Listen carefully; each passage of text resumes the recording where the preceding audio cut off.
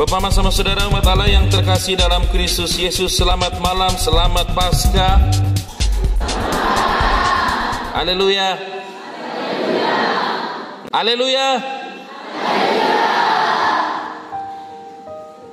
Malam hari ini Kristus bangkit dari kematian. Dia putra sulung kebangkitan. Putra sulung berarti akan ada anak kedua, anak ketiga, anak keempat, sampai dan anak bungsu.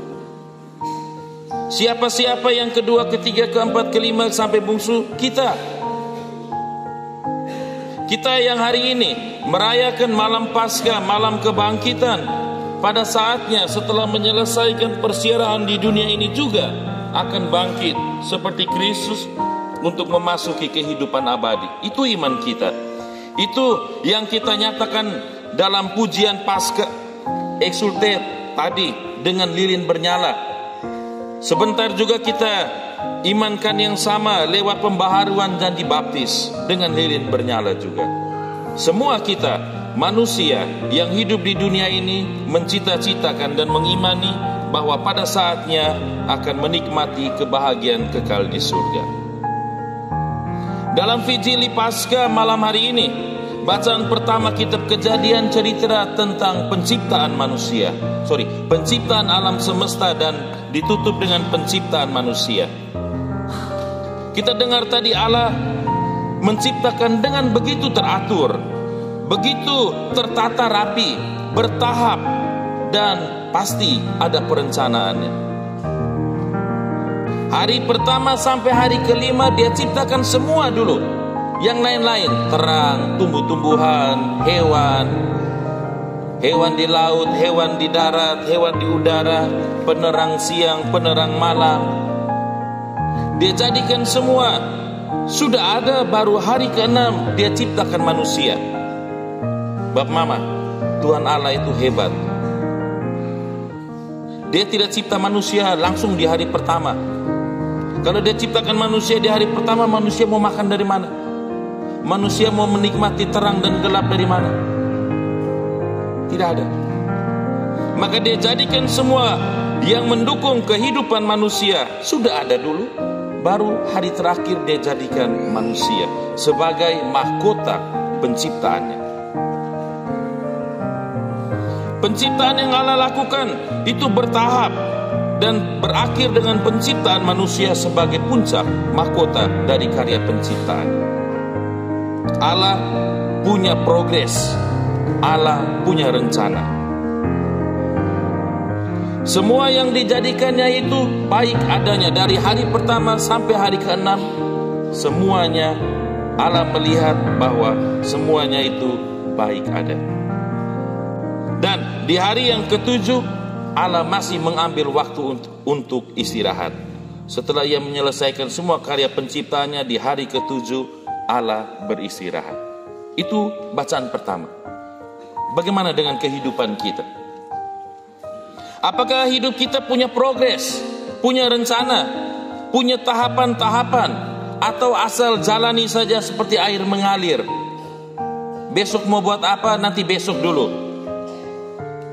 Bulan depan mau buat apa, nanti tunggu tiba saatnya. Tidak ada rencana, tidak ada progres. Hidup serba improvisasi, serba kaget-kagetan. Maka tidak heran hidup kita macam begini saja.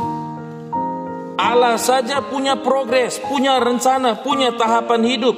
Hari ini buat ini, hari ini, besok buat ini, lusa buat ini, hari ke-6 buat apa, hari ke-7 istirahat. Tuhan saja masih istirahat di hari ke-7. Kita manusia yang rapuh, yang lemah dari tanah, tidak jelas, batang hidung tidak jelas ini, still kerja 1 minggu 7 hari. Sudah dari dulu kala nenek moyang ajar, hari ke-7 itu hari Tuhan, hari beribadat, hari istirahat, jangan kerja. Kita sekarang tidak. Hari Minggu tetap pergi jaga domba, pergi jaga sapi, pergi sulu cari ikan sara. Latih kor untuk malam Paskah, wah ini laki-laki banyak ngeri. Tapi kalau tanggungan hari Minggu, laki-laki tidak ada. Mata kabur. Lihat teks dekat setengah mati, lihat teks jauh setengah mati. Tapi kalau lihat nona klaver, saharten, ruit klaver, terang.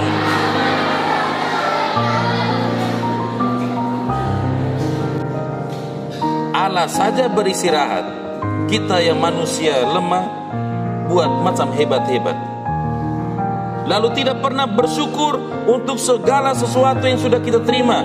Syukur bahwa pertama sekali itu, syukur bahwa kita bangun pagi, buka mata, masih bisa buka mata, nafas masih keluar masuk hidung, Tuhan masih kasih kehidupan.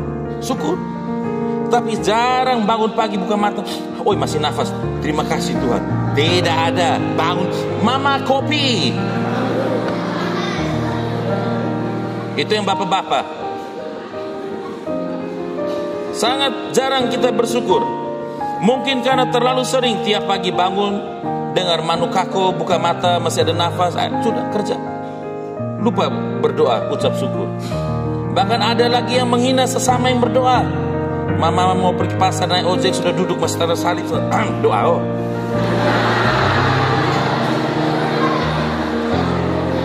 Kita menghina orang yang doa, lalu kita tidak pernah doa. Kita doa waktu mau naik orang punya kelapa, naik orang mau curi orang punya ayam, lihat kosong, curi. Itu poin pertama dari bacaan pertama. Hidup harus punya perencanaan.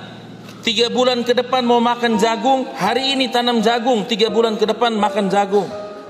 Tidak ada yang tidak tanam jagung lalu 3 bulan ke depan mau makan jagung, atau ini hari tanam jagung, minggu depan mau makan durian. Mimpi. Apa yang kita tanam, itu yang kita panen. Tanam kebaikan, panen kebaikan. Tanam iri hati, omong orang punya nama, cemburu, dendam, ke depan kita akan panen hal yang sama dalam hidup. Dari bacaan kedua tadi, kisah pembebasan bangsa Israel, kita menyaksikan bahwa Allah begitu dahsyat. Kuasa Allah melampaui segala kuasa yang lain. Israel di depan, Mesir kejar dari belakang. Di depan Israel ada Laut Merah, tidak mungkin bisa nyebrang. Tetapi Allah menunjukkan kekuatan, kedahsyatannya. Muncul tiang awan dan tiang api. Tiang awan tutup matahari, gelap. Malam panjang untuk bangsa Mesir yang mengejar Israel. Sementara tiang api menerangi Israel. Israel tetap siap. Bayangkan di Veveloe sini siap mau nyebrang laut. Mereka di Mboaloing sedikit di sana, gelap malam. Kuasa Allah dengan tiang awan dan tiang api. Lalu di depan itu ada air laut. Allah membelah air laut itu. Israel menyeberangi di dasar laut yang kering. Air laut itu menjadi dinding yang melindungi mereka. Siapa yang bisa buat zaman sekarang? Kau mau pesulap-pesulap besar di Corbusier ke siapa? Tidak ada. Atau siapa orang paling geng di Veveloe? Tidak ada yang bisa berlaut. Hanya Tuhan Allah. Air dibelah seperti tembok. Israel menyeberangi laut yang kering diterangi tiang api. Sementara bangsa Mesir mengalami malam yang lebih panjang karena ditutupi oleh tiang awan. Lalu kita yang dengar kisah ini, mengapa masih berselingkuh dari Tuhan? Kita sudah tahu Tuhan begitu dahsyat, begitu kuat, begitu hebat, masih juga cari kekuatan-kekuatan lain. Masih juga menciptakan ala-ala lain. Hari Minggu bukan datang sembahyang sini, tetapi menyembah pada Tuhan. Itu tadi Tuhan Asharte, Nona Klaver. Menciptakan Tuhan-Tuhan baru yang disembah. Setiap hari tanya, bangun pagi bukan terima kasih Tuhan saya masih hidup. Tidak, bangun pagi buka mata, mama kau mimpi apa tadi malam?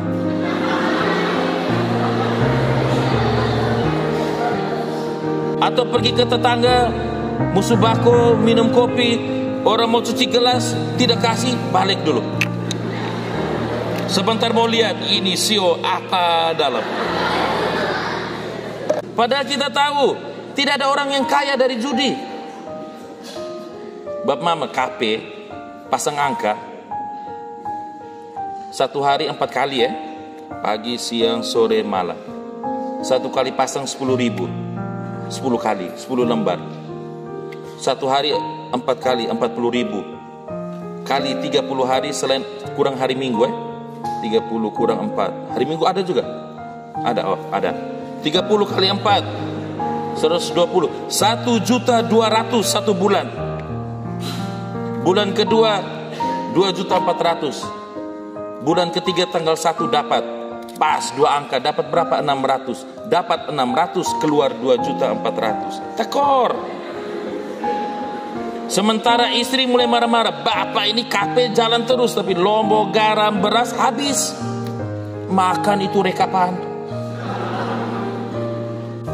Itu bacaan kedua, bahwa Allah kita begitu dahsyat, begitu perkasa. Sudah mati dia bangkit lagi, dan dia menjamin kebangkitan dan kebahagiaan kekal untuk kita. Dalam kitab suci Yesus bilang, jangan takut pada mereka yang bisa bunuh kau tapi tidak bisa menjamin keselamatan kekal jiwa. Percaya pada Tuhan yang bisa bikin kau mati dan menjamin kehidupan abadi jiwamu. Kadang-kadang sibuk dengan rempel, sibuk kejar sertifikasi, lupa doa. Dari bacaan ketiga, Allah menjamin kesejahteraan, Allah memberi kebutuhan manusia dan menjamin keselamatan kita. Maka bacaan kedua tadi bilang, carilah Tuhan selama ia mau ditemui, berserulah padanya selagi ia dekat, bertobat dan dekat padanya, maka ia akan mengasihi kita yang bertobat. Masih kurang apa lagi? Mengapa kita lebih senang hidup dalam dosa?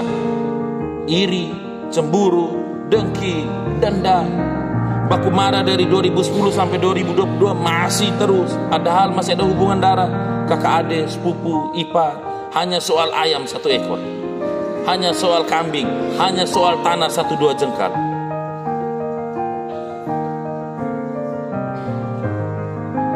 Kita lebih takut salah daripada dosa. Dosa yang berhubungan dengan Tuhan kita tidak takut. Waktu janji nikah depan altar, angkat tangan atau di atas Alkitab, saya Yohanes Fenga berjanji setia dalam untung dan malang. Lalu di sebelah naik banding, saya Mary Koja.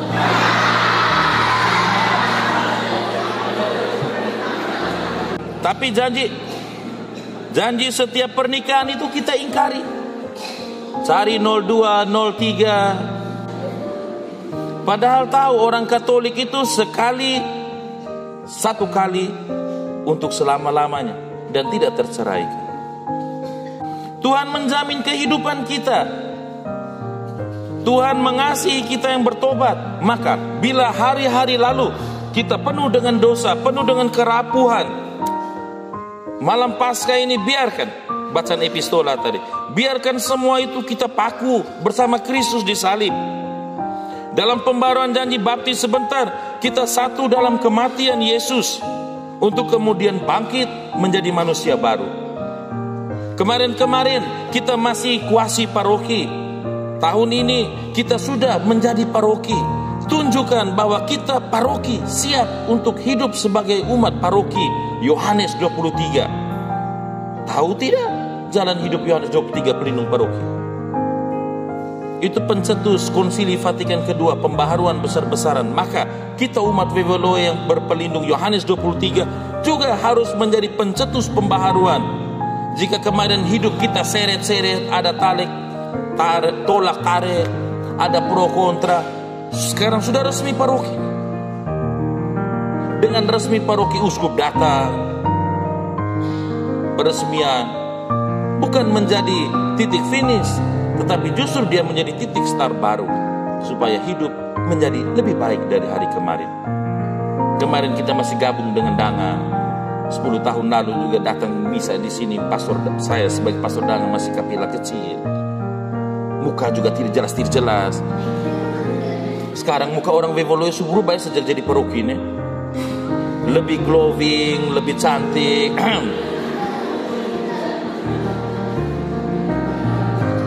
Gereja baru sudah besar begini. Bangunan gereja besar harus diikuti dengan gereja dalam hati iman yang besar. Hasilkan buah-buah bahwa kami sekarang umat paroki mampu membangun kehidupan paroki. walaupun umur baru belum 1 tahun, belum satu tahun, masih hitung bulan, tapi kami beda dengan danga yang sudah tua, bekek yang sudah tua, wangka yang sudah tua. Kami mampu mengimbangi mereka, mengejar mereka. Dengan semangat Paskah ini, tunjukkan merahmu, tunjukkan kekatolikanmu bahwa kita mampu. Selamat Paskah, semoga amin.